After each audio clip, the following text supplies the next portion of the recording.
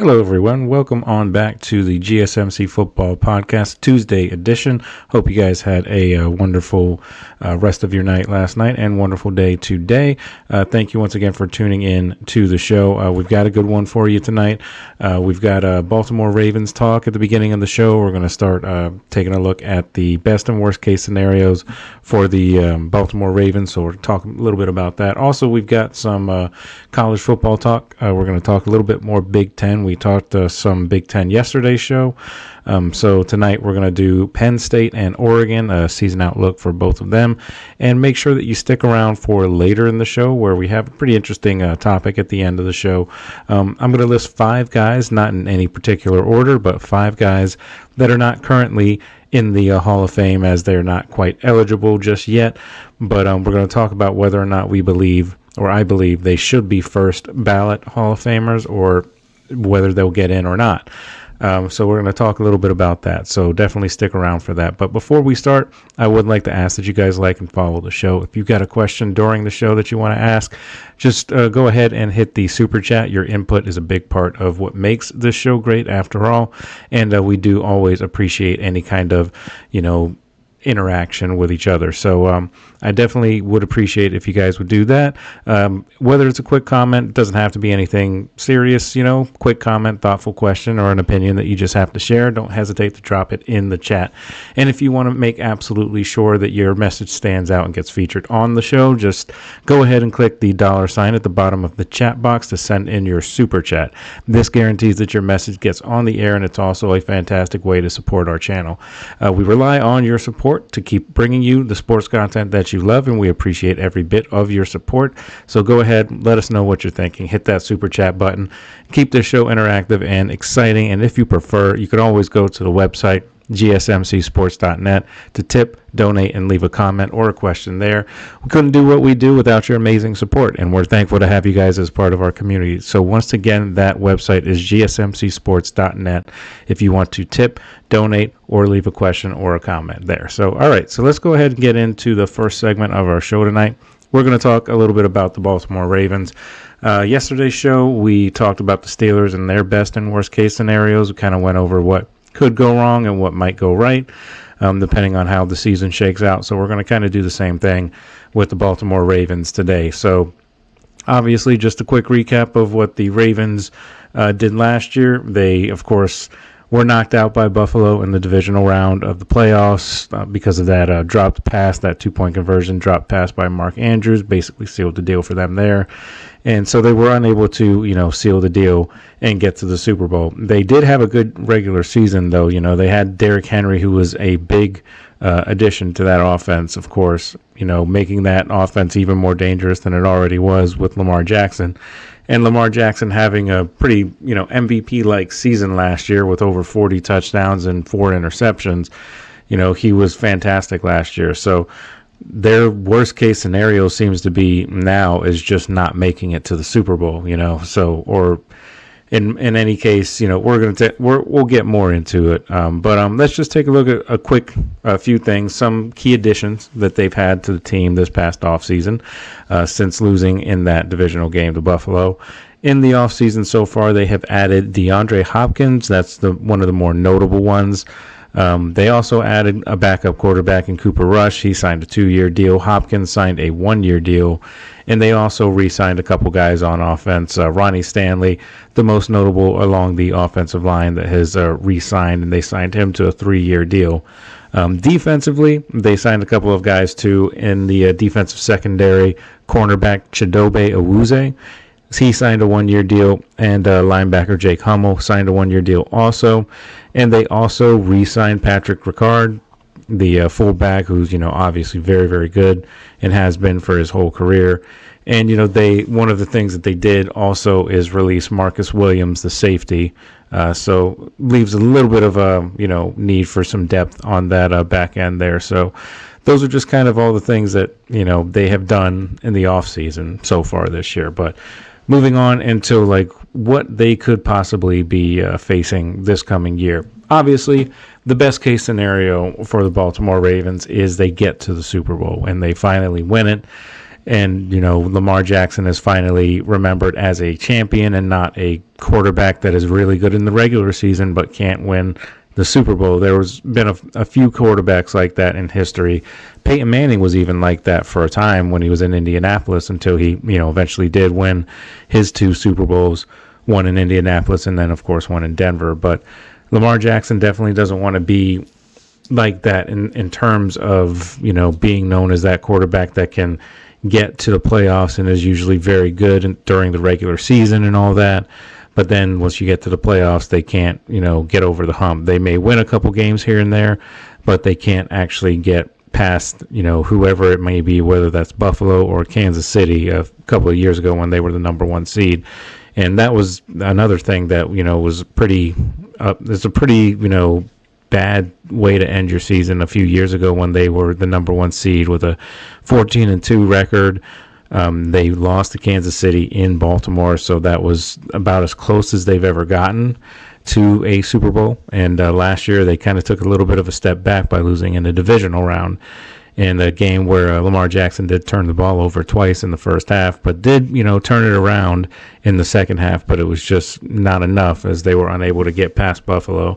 So worst case scenario for Baltimore seems to be injuries, because the Ravens have had a history of struggling with injuries. There's been seasons where Lamar Jackson has missed several games, as well as some other players on the team missing games. Ronnie Stanley has had his injury issues over the past couple of seasons as he's gotten older.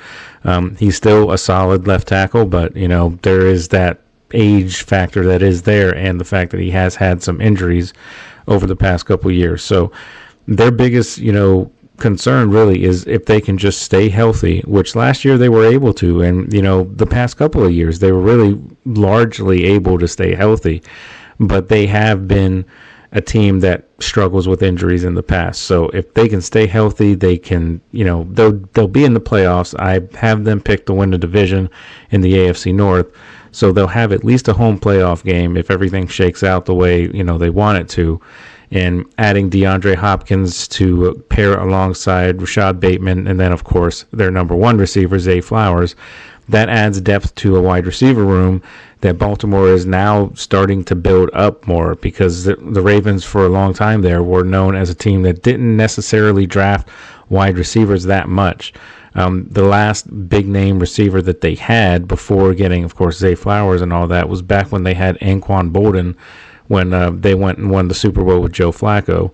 So they haven't really, really taken a chance on a wide receiver, to really get that room going. But now they actually do have a pretty solid wide receiver room with adding DeAndre Hopkins. Obviously, Hopkins is not what he once was, but he can at least be a veteran depth piece that is relatively shorthanded, even in his age, So he can be a factor for that offense. I don't expect him to go for like 1,000 yards or anything like that, but he could be good for, maybe 400 or 500 yards in the season, a couple of touchdowns. He could be a nice big red zone target to pair along with a couple of other nice red zone targets that they already have at the tight end position with Mark Andrews and Isaiah Likely. Both of those guys are very, very talented at the tight end position. So an issue that the Ravens will have to deal with, is really an unfortunate one, is the situation with Justin Tucker. They still currently have him on the roster because the investigation is still going on with everything that's happening with Justin Tucker and his off-the-field stuff, and I won't get into that because everybody pretty much knows what that's about anyway. So just limit it to just saying his off-the-field issues. So that's going to be kind of a concern because last year Justin Tucker had probably his worst year of his career, not being very accurate with a lot of his kicks, missed multiple kicks in multiple games, which is very rare from Justin Tucker. Just a couple of years ago, he was considered the best kicker, not just in the NFL, but in NFL history. Statistically, his percentage was the highest amongst any kickers, over the course of NFL history. But that has since, fallen off, and he's no longer considered the most accurate kicker in the NFL or in NFL history. His percentage has fallen off because of a really bad year last year by his standards. He just was not very consistent overall. And then the offseason hits, and then we start to hear these stories about what's going on off the field with him. So it's starting to look more and more likely like the Ravens might just part ways with Justin Tucker. It seems to be probably the safest bet, especially with all of this stuff that's come out about him. So that's going to be an issue that they're going to have to address. Typically, the Ravens have always had solid kickers, and now they're going to have to find a way to find another guy that's close to as good as Justin Tucker was, or at least just decent. It doesn't have to be, an Adam Vinatieri guy. It's just that you can find a kicker, just about anywhere. So I'm not overly concerned about that position. I'm sure they'll figure it out. They've got good front office management too, so they'll figure out a way to replace Justin Tucker if they need to, if he ends up, being released or suspended or, whatever the case with that. So, but that's kind of the worst case scenario for the Ravens, is if getting all of those guys injured maybe, or maybe getting a ton of injuries, and then having the Justin Tucker situation still kind of fester throughout the season if he's still on the roster, that could lead to a lot of distractions and some possible drama within the locker room. Now, they're still very well coached, so John Harbaugh can still do a good job keeping the team together and everything. So I don't foresee it being too much of an issue, but if you pile on some injuries here and there, it could, lead to a pretty disappointing season. But all in all, the best case scenario really is pretty simple. Like I said before, is Ravens get over the hump and win the Super Bowl. That is their goal at this point with the weapons that they have on offense, and they're starting to retool that defense even more. It improved as the season went on last year, and it only looks to be more improved over this coming season. So we'll have to see how it all shakes out. But best case scenario is Ravens win the Super Bowl. That's kind of their goal. So, as long as they can stay healthy, they're going to be right up there as being one of the main teams that are going to be contending for the Super Bowl, and probably one of the main favorites amongst a few other teams in the AFC. And then, of course, the Eagles, being the Super Bowl champions themselves, will probably be a favorite as well. But so that is the first segment out of the way there for you guys. I hope you guys enjoyed that. That's just best and worst case scenario. We'll continue this series going forward. I'm just not really sure what team we're going to cover next, but we will continue this series as soon as we can. So before we go ahead and get into our second segment, we're going to take a quick break, and when we come back, we're going to talk a little bit more about defensive tackles. We talked about defensive tackles from the draft last night in last night's episode, but this time we're going to try and pair them up with an individual team. So we'll see how it all shakes out in the draft, but we're going to cover that in the next segment. So stick with us, and we will be right back right after this. I feel like I'm losing my mind. Is everybody in the world blind? Please, Lord, give me a sign, a sign. I feel like I'm losing my mind. Is everybody in the world blind? Please, Lord, give me a sign, a sign. I wanna be the greatest. Everybody on the fake shit. I look around and feel like everybody is the fakest. I make this every day and I'm impatient, hoping one day I blow up from the basement. Statement, the top is so vacant. I don't hear shit that I think is amazing. Waiting for my day when I'm playing sold out shows for 1,000 faces. Hey, give me that crown, get in my way and to be put down. It ain't your place, all this my town. If I want that shit, then I'll get it right now. I'm losing it, the noose it fits, I'm losing shit. A stupid myth, you choose to live or choose to dip. You choose to fight or lose your grip and lose a gift. I feel like I'm losing my mind. Is everybody in the world blind? Please, Lord, give me a sign, a sign. I feel like I'm losing my mind. Is everybody in the world blind? All right, guys, welcome back to the show. Before we go ahead and get into our second segment of the show, talking about defensive tackles, just want to give you guys a quick reminder that if you have any comments or questions that you want to contribute to the show, just go ahead and hit the super chat button, and that's GSMCsports.net. You can always go to that website as well. If you want to tip, donate, or just leave a question or a comment there, you can absolutely do that. So just wanted to give you guys a quick reminder in case you want to contribute to the show and, make your voice heard. So let's go ahead and get into the rest of the show here. The next segment we're going to talk about is our NFL Draft Matchmaker, and we're going to do the defensive tackle edition. Now, if you remember, if you watched the show last night, we talked about defensive tackles, and I had a list of 5 guys that I thought were the best defensive tackles in the draft class. And today we're going to just kind of match them with a team that I think that they could fit pretty well in, or a team that might need some help on the defensive tackle area. So these are not necessarily guys that I think are going to absolutely, that the Bears, say, for example, are going to take this guy in the first round or something like that. Although I think all of these guys are first round talents, I'm not really grading these on based on who is most likely to get these players, just who I think would fit in with the particular team that I have them set with. So in that regard, so going into the first of our list here, I have TJ Sanders from South Carolina, who we talked about yesterday. Played in all 13 games from South Carolina, 9 starts, 50 tackles, 7 tackles for loss, 4 sacks, and he had a pass breakup. I have him going to the Chicago Bears in terms of what I think is a good fit. The Bears obviously got Grady Jarrett at defensive tackle over the offseason, but of course they can always use a young guy to try and develop behind those guys, and I think that would be a decent fit for the Bears. I like what the Bears have done in the offseason so far this year, with, of course, adding Ben Johnson as their head coach, and trying to get Caleb Williams a little bit more acclimated to being an NFL quarterback, and I think he should improve this year as well. But the defense has taken a lot of steps, and really the biggest issue with the Bears was the offensive line, and outside of course, their head coaching situation last year. But the offensive line was an issue, and they basically completely revamped that. So the offensive line should be solid. I wouldn't imagine that they would go after an offensive lineman with a first-round pick or anything like that. Not at this point, but it could be possible that they could go defensive line at some point in the draft, if not the first round. We'll have to see, but I like TJ Sanders there for the Bears if they're able to get him, depending on what round or what pick he ends up being in.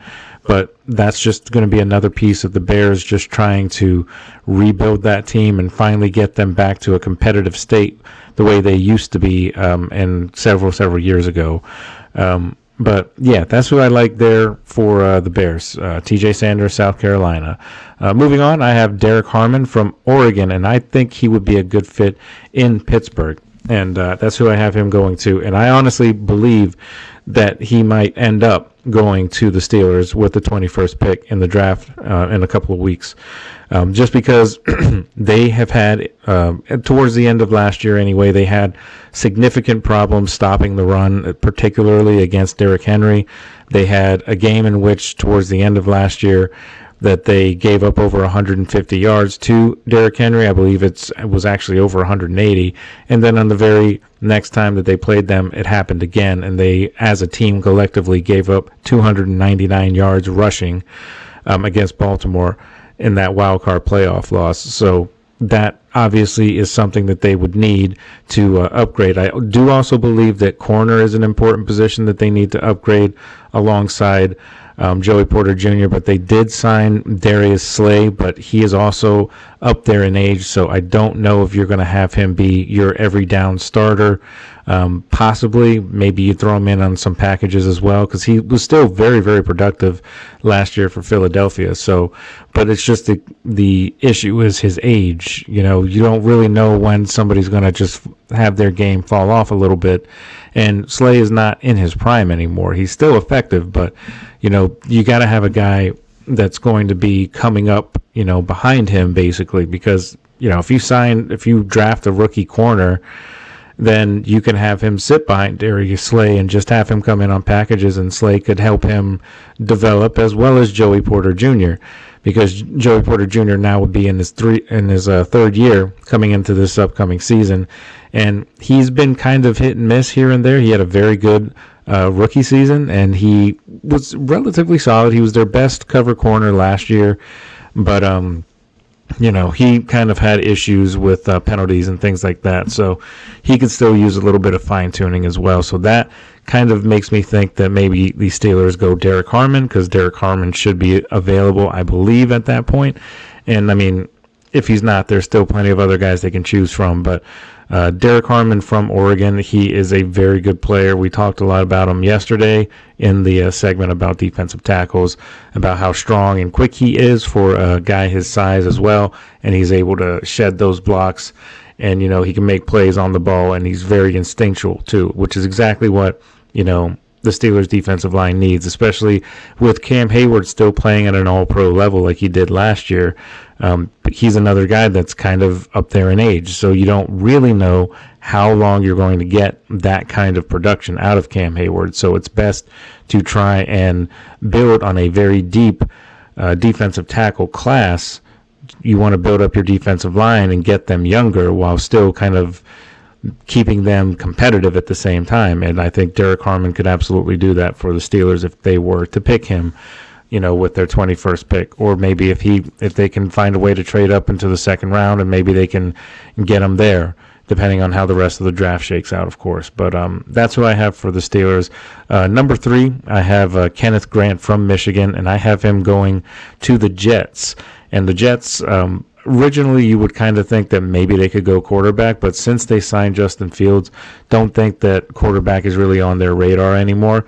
So that kind of leaves, for me, in my opinion, I think that leaves their defensive, line. That's where they're going to need to improve a little bit, because their offense is pretty solid, overall. Garrett Wilson is a solid receiver, and, Breece Hall is also a solid running back. He just wasn't used properly in the past couple of years when Aaron Rodgers was there, but he is still an effective running back. So I think with Aaron Glenn being the new head coach in New York, he's going to be, since he's more of a defensive guy anyway, he's the defensive coordinator from Detroit from a year ago. So he's more of a defensive-minded guy, so he may be more inclined to try and build that defense up or along the defensive line. They've still got a lot of good players on that defense, of course, but, getting some youth on that defensive line will definitely help as well. I could possibly see them going receiver as well, or maybe tight end possibly.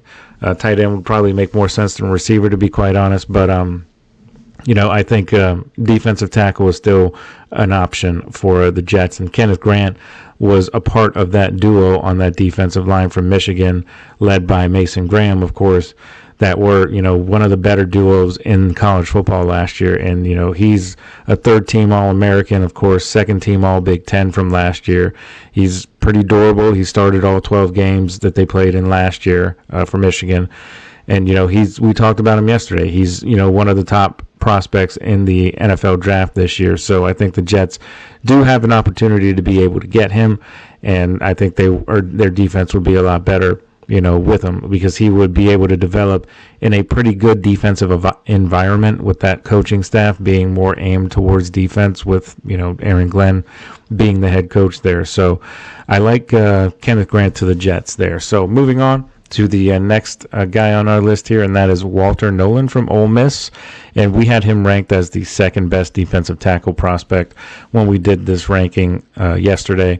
And I have Walter Nolan going to the 49ers. And the 49ers are a team that are a lot like Baltimore in the sense that they have had a ton of injuries in recent years, and they've lost some guys through free agency and things of that nature. So I think having Walter Nolan, you just add him to that big defensive line or that defensive front, and I think he could be really, really good for them. After they had lost Javon Hargrave to free agency, they're going to need to try and fill that void that he left. So Walter Nolan would be a good young guy to insert right into that lineup, and he could, improve that defensive line even more, because Javon Hargrave was, a very good defensive tackle, but he is a little bit older now, so they, of course, decided to move on from him. So add Walter Nolan in there. He was, as we talked about yesterday, one of the best defensive tackles in all of college football last year, had 14.5 tackles for loss and 6.5 sacks last year as a defensive tackle. And that's very impressive. He was also a very, very good run defender, which the 49ers always really like to have a very strong front seven. So adding Walter Nolan would absolutely be an improvement for that defensive line. And, you know, of course, they still got the edge players like Nick Bosa. So the 49ers would be a solid defense. And, you know, if they're healthy, the 49ers are still one of the best teams in the league. They just had a very, very unfortunate season last year with all of their injuries, particularly to Christian McCaffrey, as he was out for pretty much the entire year, only played in a couple of games before getting hurt again. So if the 49ers can stay healthy and they can add some youth to the defense like Walter Nolan, I think they could bounce back and have a really good year this coming season if they can stay healthy, of course. So number one, the guy that is the best prospect on the defensive tackle class, and that's Mason Graham. And I have him going number 5 to the Jaguars. And I think that would make a lot of sense. And I do believe I actually mocked him to the Jaguars when I did my mock draft a few weeks ago. But the Jags are in need of that position to be, of course, you know, improved upon. They have a lot of areas that they need to improve upon as a team in general. But I think adding a defensive tackle, especially Mason Graham being the best one available, I think they're going to have that opportunity. I think he's absolutely going to be there when they pick at 5. So just because I don't think that any of the teams that are ahead of the Jaguars are going to go in the defensive tackle direction. Of course, the Titans are going quarterback most likely. The Browns are, you know, if they don't go quarterback, you'd think they're probably going Abdul Carter or, you know, Travis Hunter possibly. And same thing with the Giants. They're probably going to go Travis Hunter possibly as well. And, you know, so I think the Jaguars are going to have an opportunity to draft Mason Graham. And I think that's going to actually end up happening. It just seems like the best fit, you know, overall, because he's an outstanding run defender. And the Jags, one of the things that they've been lacking over the past few years in particular is not a great defensive front. You know, back in, you know, several years ago when they had a couple of good years and they even got to the AFC Championship game when they had Blake Bortles and Leonard Fournette and all those guys, they had a very, very good defense. It was part of the reason why they got as far as they did. So they have since, you know, lost basically all of those guys that were on that team. So they've been kind of, you know, iffy on defense, to say the least. So, you know, rebuilding that defense, I think, starts in the trenches, as it typically does whenever you're building a team in general. It usually starts in the trenches. So Mason Graham would be a good fit in Jacksonville, I believe.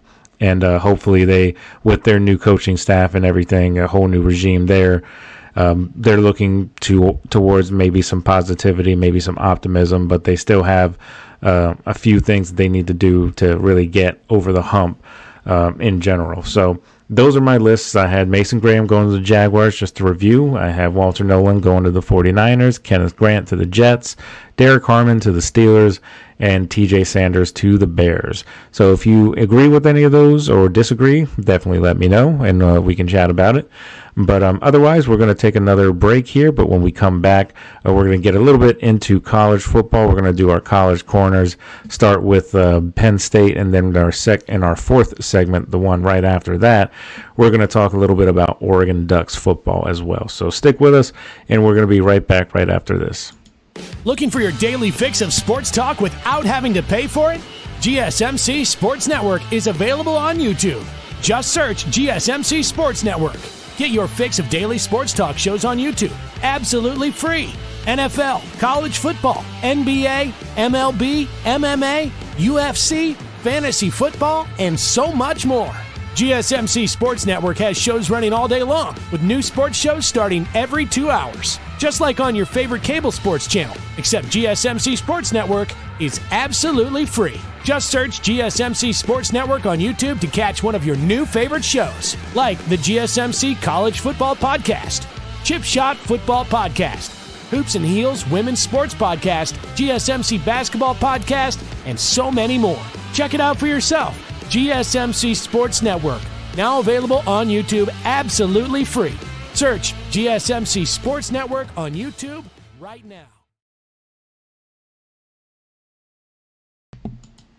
All right, guys, welcome on back to the show. We're going to get right into our next segment here. We're going to do a little bit of a Penn State outlook here.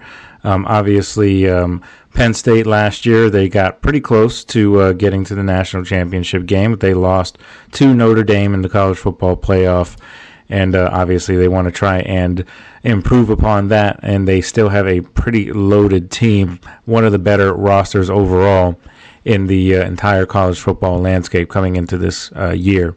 They have a couple of returning stars like Drew Aller, who is being highly touted as one of the top quarterbacks that are going to be coming out of the next year draft class. And they also have a very talented running back in Katron Allen as well. Taking a look at Drew Aller's stats last year, had a 66% completion percentage, 262 completions, and 394 attempts.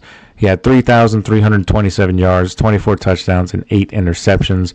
And really the question mark on the offense in terms of the Penn State Nittany Lions is their big tight end, Tyler Warren, obviously going into the NFL draft and being highly touted as well. And he is actually listed as the top tight end prospect in the NFL draft. So he is, of course, not going to be there. So that's going to be a big concern trying to refill his void that he leaves, because he was a fantastic player. I mean, he had, had a great year overall last year, but really he had a great year or a great career in Penn State anyway. But he's definitely the best tight end that's available in this coming draft. But Penn State does have 2 transfers coming in with hopes of filling that void. But you gotta wonder if that's going to be enough, and also how will they have have enough to do in an offense that has 2 returning 1,000-yard rushers.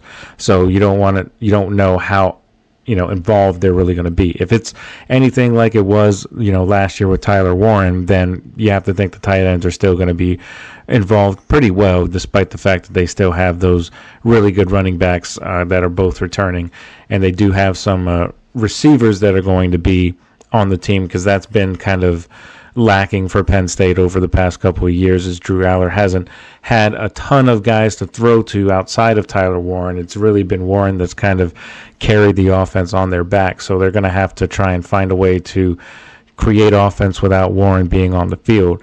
And Drew Aller, he does look to build on what's been a pretty steady career so far for him at Penn State. He's been pretty efficient. He's been kind of a game manager sort of quarterback. 53 touchdowns to just 10 interceptions in his career at Penn State so far. Also improved as a scrambler last year. Had 302 yards rushing and 6 touchdowns last year as well. So that was an improvement in that department. And for many, though, the real, issue with his season, a lot of people kind of defined his season by a particular interception against Notre Dame in the Orange Bowl that basically cost Penn State the chance to play for a national championship.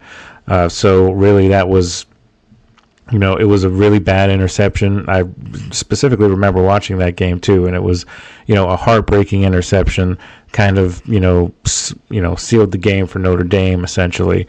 But 2025, this coming season, this is Aller's year. This is going to be his redemption tour and most likely his final opportunity to win a title with Penn State, because he's going to be in the draft next year. So, if he wants to get a Penn State a title, then he's got to do it this year. And they do have a veteran offensive line. They're returning a lot of starters, tackles Drew Shelton, Nolan Rucci, and Anthony Donko, I apologize. Guard Vega Ione and center Nick Dawkins. They've got all of those guys, veteran starters, that are all returning on that offensive line. So that should really help, because they were very good in creating holes for the run game last year, and that should continue with basically all of those guys returning in terms of the running backs, and then of course Drew Aller returning. So it's going to be a lot of continuity that is on that team this coming season. So we'll have to see how they shake out offensively at tight end. When we were speaking of tight end earlier, Warren, of course, is going to have to be replaced, but the guy that is favored to replace him, and the favorite to start is sophomore Luke Reynolds. He's a former 5-star recruit, and he was Penn State's number 3 tight end last year. So he's looking to jump into the starter spot and try and replace Warren. They do have redshirt senior Khalil Dinkins. He's going to probably get some run in, probably being the number 2 tight end. He was the number 2 tight end last year as well and had 2 touchdown catches, but you figure he's most likely going to be that number 2 guy because they like what they see from Luke Reynolds so far, being that former 5-star recruit. So he's most likely going to get more playing time, but we'll have to see how they find a way to replace everything that Warren did as a tight end there. So at wide receiver, it looks like senior Liam Clifford is likely going to get the start again this year after he had 11 starts last year. He was serviceable, but he didn't have a ton of production. He wasn't the main receiver, of course. He had 286 yards and 18 receptions, and he could be a solid option for Drew Aller this year, especially with Warren being gone, because take away what Warren was able to do. He had 104 receptions last year, 1,200 yards and 8 touchdowns receiving. Plus, he also had 218 yards rushing and 4 touchdowns, as well as a Wildcat quarterback. So he did a lot of things for that offense. So it's going to be hard for them to replace him, and that's really going to be the biggest challenge for Penn State overall. Obviously, playing in the Big Ten is a challenge in itself because it's one of the best conferences in all of college football. So that, coupled with the fact that they have to replace some guys, it could be tricky here and there, but they still have a loaded team for the most part. And they added some offensive players in the transfer portal too. Wide receivers Kyron Hudson and Devontae Ross. Hudson was a solid receiver for USC last year. He made about 38 catches, 462 yards, and 3 touchdowns.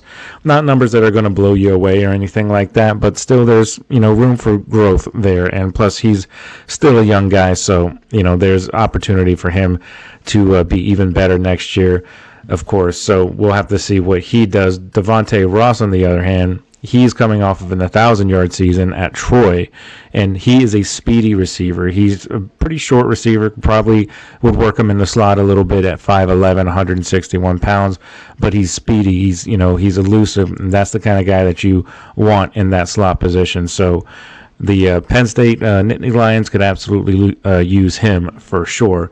Overall, I could see Penn State absolutely getting there, but it just seems like they have always, not necessarily always, but all the years that they are, quote unquote, a really, really good team or, one of the favorites, it just seems like there's always something that holds them back. Now, last year they got as close as they've been in a number of years, losing in that playoff game to Notre Dame, of course, but, they just seem to always be very close, but not able to completely get over the hump. Now you have to wonder, is this year going to be the year where they finally do that with their stars on offense that they have that are all returning? It's a pretty stacked offense, overall, pretty stacked team in general. Plus they still are coached by, they're got a pretty well coached team for the most part, with James Franklin, the head coach there. But the only issue with him is that he hasn't really been able to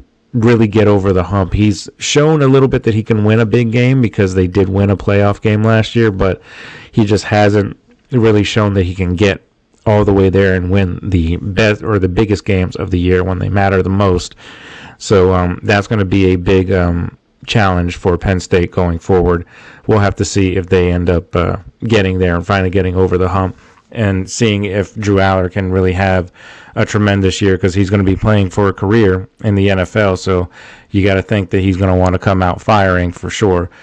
So we'll see what happens with them, but I have them graded as going probably about 10 or 11 wins, most likely. It's a tough Big Ten conference, so there could be, they still have to play Ohio State. That's always a rivalry game, always a tough game. Oregon's also tough as well. USC can be scrappy, like we've said before. So all those Big Ten teams are going to have to go through. So we'll see if they can do that. And I have them going maybe about 11 wins, getting into the college football playoffs for sure. I could see them getting I honestly, I could see them getting there. It's going to take a lot, but they have a talented enough team to where they can get to a national championship. Way early to really predict that, of course, but I think they have everything that you need. They certainly have all the pieces on offense. The defense is what they're going to have to try and, improve upon, of course, but I think they have the talent to do it. So that's my prediction for Penn State. So when we come back, we're going to talk about another Big Ten team, and that Big Ten team is Oregon. So stick around, and we will be right back, and we're going to talk a little bit more about that. And then we're going to get into our Hall of Fame discussion at the end of the show. So definitely stick around for that, because I have a few things in regards to those lists that might be interesting for people to see. So just stick around. We will be right back right after this.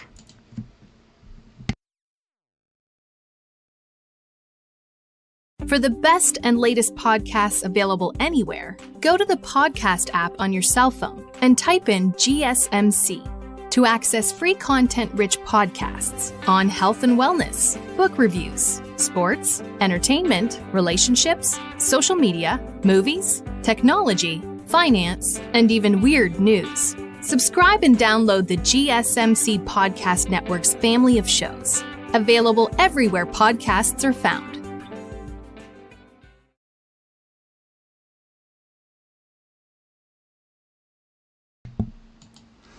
All right, guys, welcome back to the show, and we're going to get into our next segment here, and we're going to talk about Oregon. And obviously, they were unable to win the national championship last year, getting beat by Ohio State in that national championship game. But they were the number one team for most of the year last year, had a very good season overall, and they're looking to kind of improve upon that. Of course, they had one of the most successful seasons in program history last year. They went 13-1, won the Big Ten title, and was a number one seed in the college football playoff. On offense, they have players like Dylan Gabriel, wide receiver Tez Johnson, Jordan James, Terrence Ferguson, Josh Connerly from the offensive line, all left for the NFL.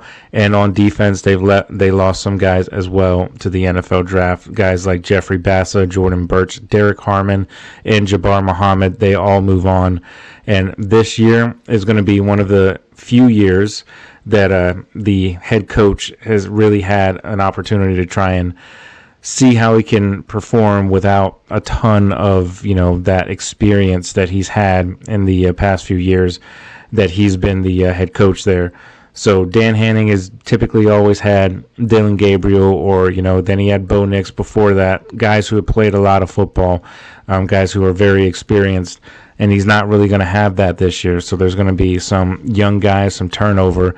First time he's really had to deal with that in the past few years anyway. So with Dylan Gabriel now gone, it seems like Dante Moore is the likely starter, his career stats, he's only been in 14 games, but he was 121 for 221, 1,659 yards, 11 touchdowns, 9 interceptions. So pretty kind of middle of the road sort of numbers. That touchdown interception ratio, you want to see a little bit better than that in terms of that. So really the analysis is that you would think that Dante Moore is probably going to be the likely starter, but they do also have Austin Novosad and Luke Moga on that quarterback room. So it's going to be a quarterback competition between those three guys, but it seems like Moore is most likely going to be the guy. So there's a belief that he has a leg up on the competition. So we'll have to see how it turns out overall. He spent a year as the starter last year for UCLA before transferring to Oregon last year with the hopes of taking the reins from Dylan Gabriel after he ended up leaving for the NFL draft. His expectations are pretty high. So obviously Tez Johnson coming out earlier this offseason and declaring Moore will be a Heisman Trophy finalist, so he's definitely got the support of his teammates, or at least from his wide receiver. But of course, wide receivers are going to talk up their quarterbacks as much as they want, because those are the guys that are getting them the ball. So obviously he's not going to say anything bad about him, but it's good to have that support from your team regardless. So they possess one of the best groups. Speaking of receivers, they possess one of the best groups in college football last year in terms of the receiver group. And Tez Johnson is coming back. He's one of the only returning starters, him and Trayshawn Holden. So they lost a couple of other guys.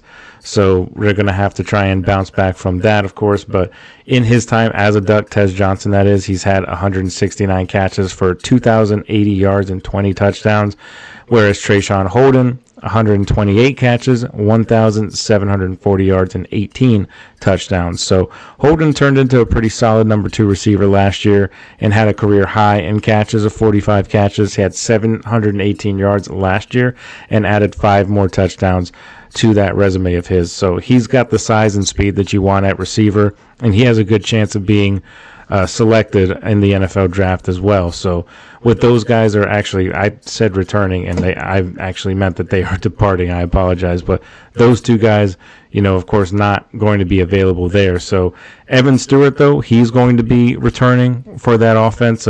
He's got some solid numbers in his career stats, 139 catches, 1,776 yards, and 11 touchdowns. And like I said, they're also going to have some guys on defense that they're going to need to replace as well. So Derek Harmon, one of those guys, one of the better defensive tackles that are coming out in this upcoming draft. So losing him is a big factor as well. Just his career stats at Oregon, 14 games, 45 tackles, 11 tackles for loss, 5 sacks, 2 forced fumbles, and 2 fumble recoveries as well. So that is some good production that they're going to have to try and find a way to replace. And they're also losing Jamari Caldwell as well. And he also played in 14 games, 29 tackles, 5 tackles for loss, 1 forced fumble. So not as impressive numbers as Derek Harmon, but still an effective defensive lineman as well. So they do have some guys that are returning on defense. So Amari Washington, 22 games, 12 tackles, 2 tackles for loss in his career so far at Oregon. And he is the guy that fans should really be most excited about on that defensive line. He's a 4-star recruit from a couple of seasons ago. He hasn't seen too many in-game reps, but that small sample that he's earned, he's been pretty exciting. And I expect him to play a pretty major role for Oregon in that offense, in that defense this year. And I think he's going to play well.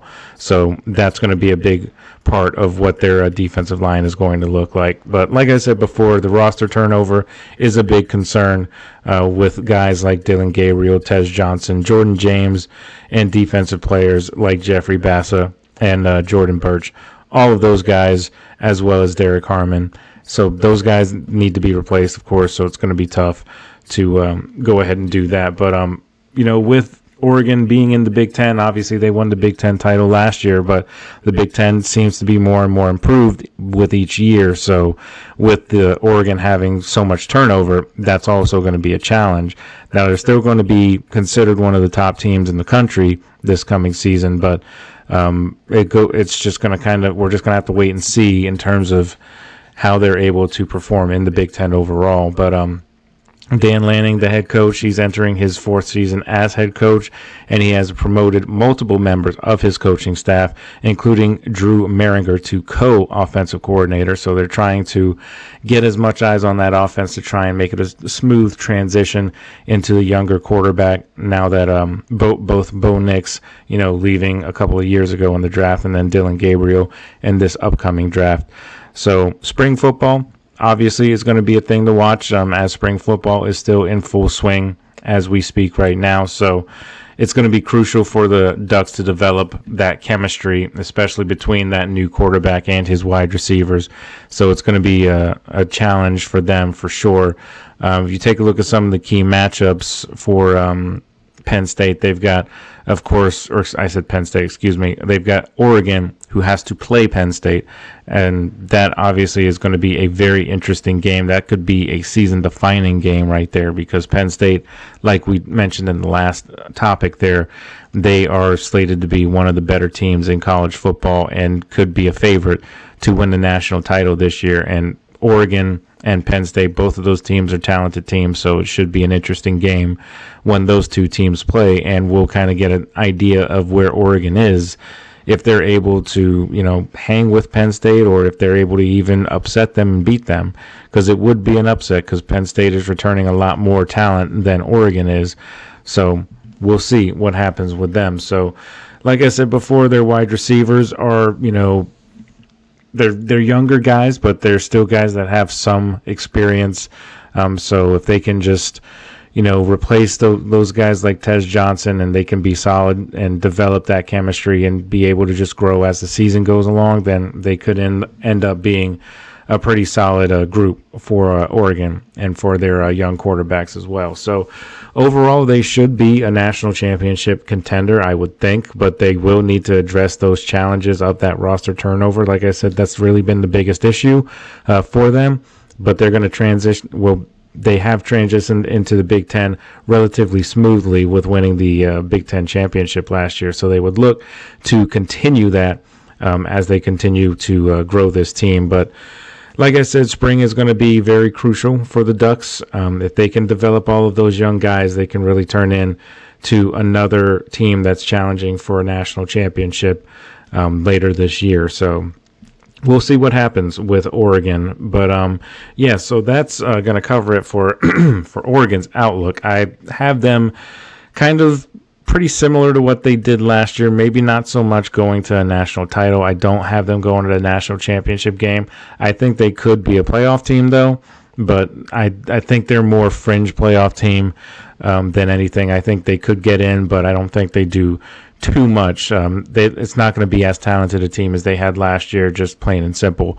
So they've lost a lot of people in the draft. So if they can develop that, young talent that they have, though, who knows? And I could be very wrong in my assessment, but I still have Oregon just making the playoffs this coming season, but not doing much more than that. I don't think they get to the national championship this coming year. So that's it for that segment. But when we come back, when we talk about the final segment of the show, we're going to talk a little bit about some Hall of Fame here. So these guys that are going to be on this list, I just want to make completely clear that this is not in any particular order. I'm not saying just because one player is at number 5 and one player is at number 1, that means that the player at number 1 is better than the player at number 5. It's not any kind of ranking or anything like that. It's just simply just a list of 5 players that are not yet eligible for the Hall of Fame, but when they become eligible, whether or not I believe they're going to be first ballot Hall of Famers or not. So we're going to talk about that. Just stick with us. We're going to be right back right after this break.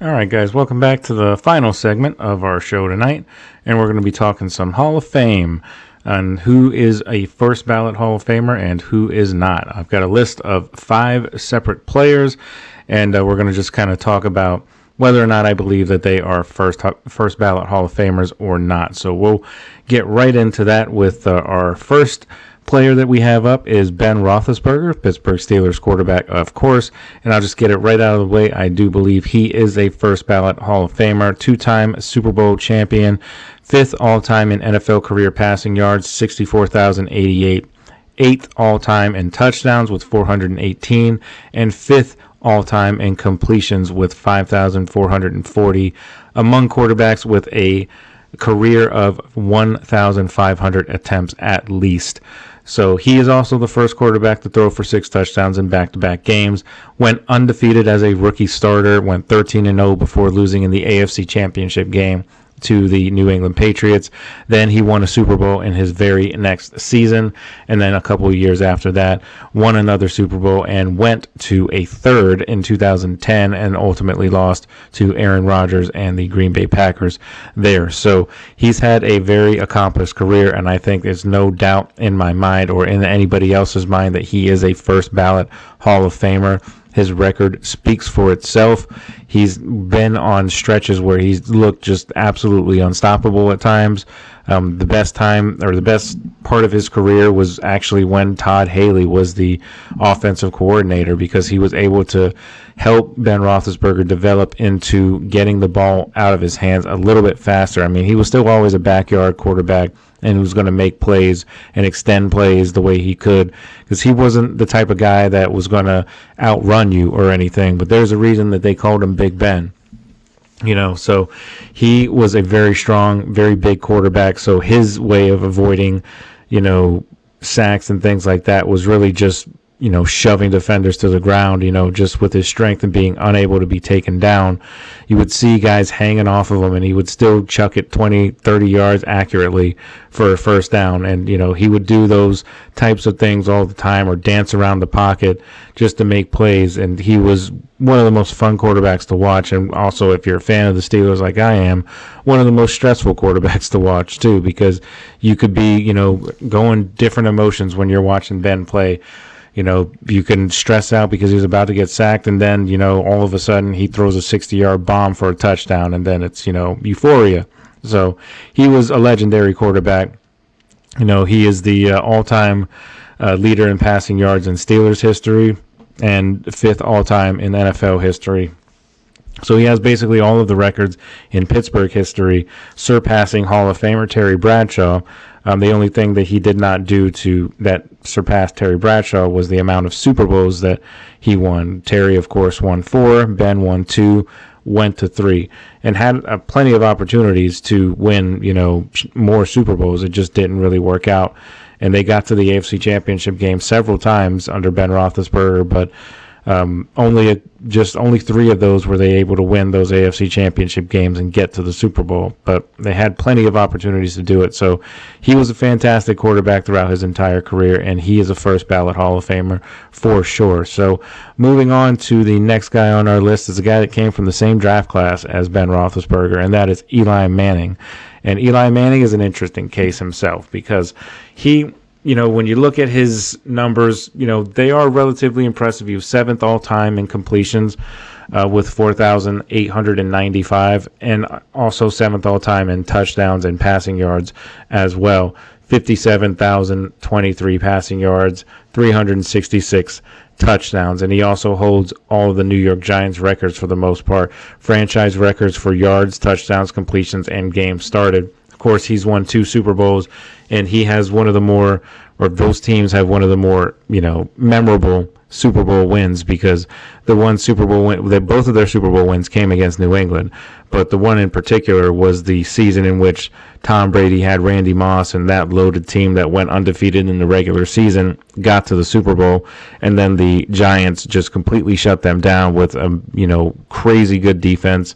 And Eli Manning, of course, went on an absolute tear in that playoff run, and he did that twice, and which was a big reason why he was able to get those 2 Super Bowls. Now, his issue is a little different, because he didn't have crazy good numbers during his career. I mean, he was solid, of course, but he always had good seasons when he got into the playoffs. That's really what he was best at. When he got into the playoffs, he would have a couple of really, really good runs. And, of course, they had a very good defense with the Giants.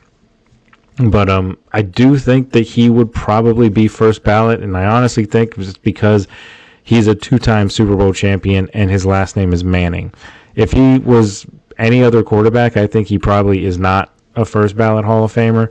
But I think with his, he's got an impressive enough resume, and the fact that he's a Manning will probably get him in first ballot, I would think. So that's who I have there. So moving on to the next part of our list is a guy that actually just recently retired a couple of days ago, actually, and that is Julio Jones. Now, he is a guy that was, no doubt a fantastic receiver, for Atlanta. He bounced around a couple of other teams towards the end of his career, but, nothing really, worth mentioning. I mean, he did play for the Eagles for a year and, bounced around a couple of other teams, played for 4 teams in total, but most of his career was with the Falcons, and his overall catches or his overall numbers were 914 catches for 13,703 yards and 67 touchdowns. And he also was selected to 7 Pro Bowls. Played in a Super Bowl, but was not able to win that because that was the, of course, very famous 28-3 game when Atlanta got out to that huge lead against New England, but completely let it slide or let it slip right out of their hands, and New England were able to beat them in the biggest comeback in Super Bowl history. So he got to a Super Bowl, never actually won one, and his numbers are decent, but I don't think he is a first ballot Hall of Famer.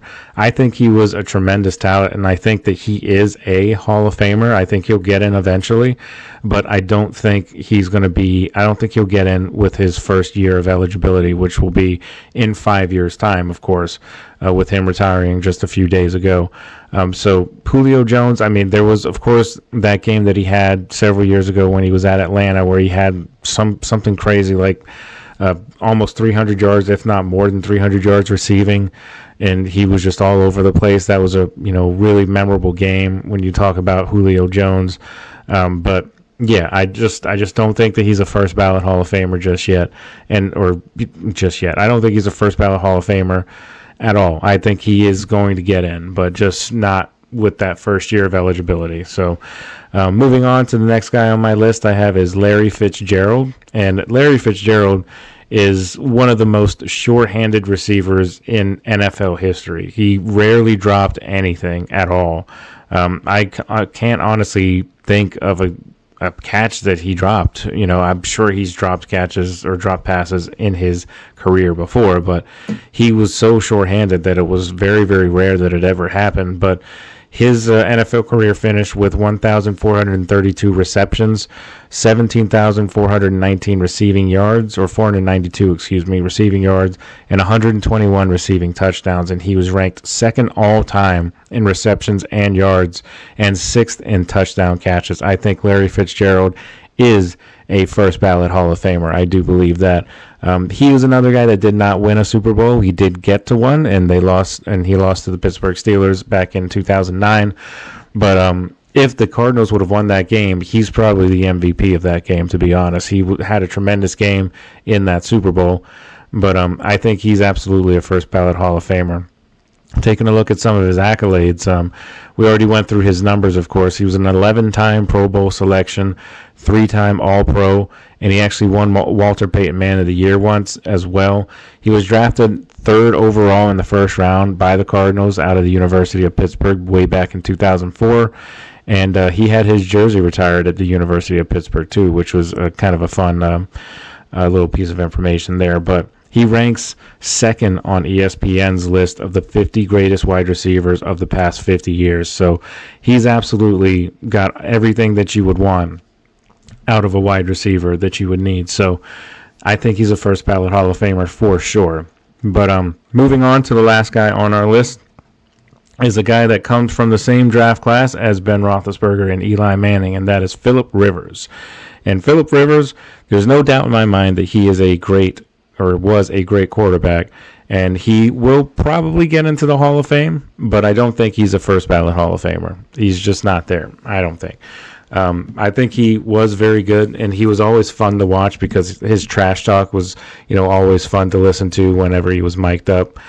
He was always talking trash when he was playing. Definitely one of the more fiery of those 3 quarterbacks that were drafted in that particular year. And what a year for quarterbacks that year was, with Eli Manning, Ben Roethlisberger, and then, of course, Phillip Rivers.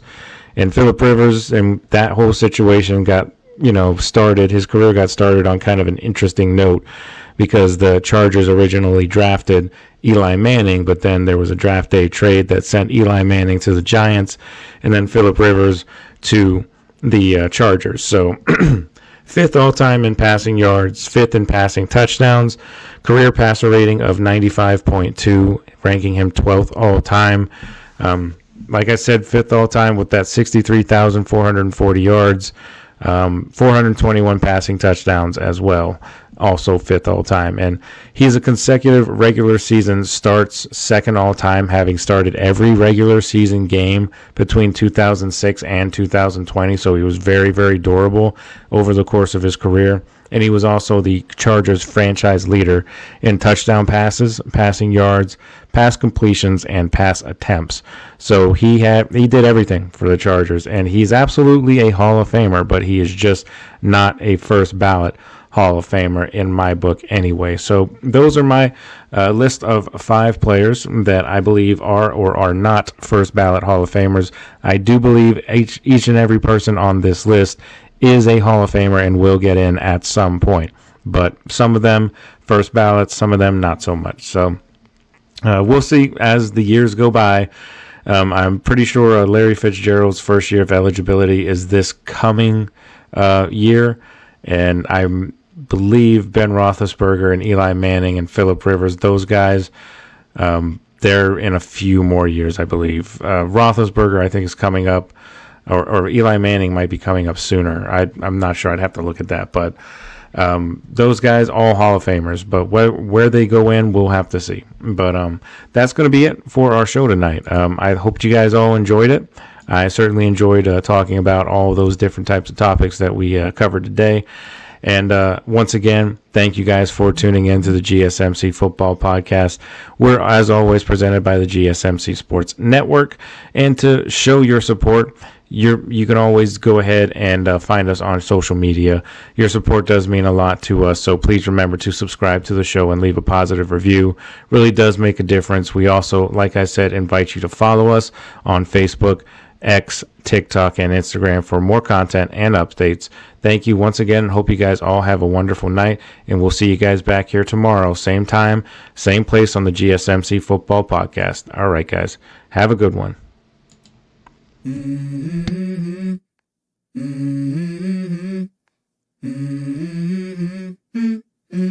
Let's go. I wake up to a little bit of drool on my pillow, feel like it's gonna be a bad day. Yeah, I'm tired of shit, and the coffee ain't hit yet. Damn, ain't that great. I don't wanna